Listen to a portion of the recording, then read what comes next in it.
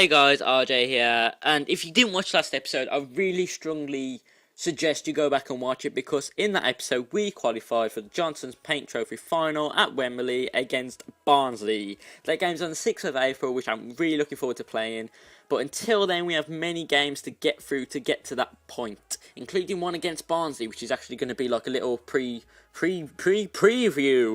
of the actual game that's going to be coming up. So for this episode I really enjoyed playing it and really trying getting through to the cup final. I was really trying to push the team as best as I could, try and really get the best out of the players leading up to that game. And in this game it wasn't possibly the best game I wanted to actually push the players, as we only picked up a lucky 1-0 victory, as you can see there, by a lovely cutback by Taylor. It wasn't the best goal, and I'm sorry that I'm having to supply you with quality goals such as that, but nevertheless, when you can't score, if there's an opportunity that comes to you, and you've got to take it really, whether on the game or in real football. So after that game we ended up picking up a draw, as you saw previously, and that was a bit of a bummer again. But we got the good information that Sam Davis and Savando Watson Siriboe, which gets easy to pronounce every time, God, are getting better and better in the youth squad. They are both eligible to play for me, and I'm really looking to sign both of them.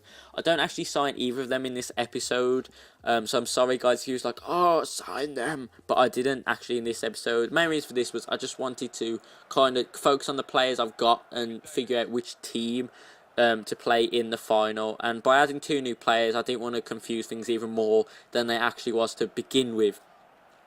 And things was getting pretty confusing with some of the performances we was putting out. There, as you can see, we can see the goal from Whittaker for Chesterfield in the 10th minute-ish. And I was really like, oh, are you joking? But we went on to score with Bradshaw. I was really disappointed that Taylor couldn't grab that goal, being he made the whole run. But Bradshaw grabs it, and nevertheless, that'll do. But he does get his goal, Taylor. As you can see in this attack, it is a really sloppy attack. It falls to a number of our players and no one seems to be able to get it in. But Kanechi manages to grab the header and it falls to Taylor, and Taylor finishes to pick us up the 2-1 victory. Now, with that victory comes some bad news. And as you can see here, Taylor is out for 3 weeks, which is an absolute bummer. Because if you've been watching this series, guys, you will understand that Taylor is my favourite player. He's so quick, he's so skillful, he's just simply awesome.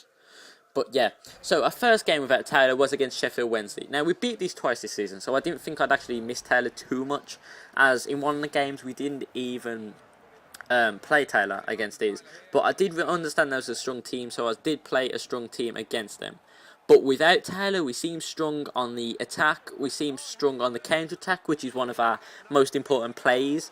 And when defending come into context, that was terrible also. I was jumping in the tackles, losing the ball really easily, and as you can see there, they was 2-0 up in the 86th minute. They almost scored here as the game comes to a close in the 90th minute. Smith makes a really good save to actually stop that chip from going in, but at the moment, guys, we are missing Taylor with his 3 weeks injury, and we're hoping he can come back as soon as possible. Thanks for watching as always, guys. Make sure tune in next episode. Peace.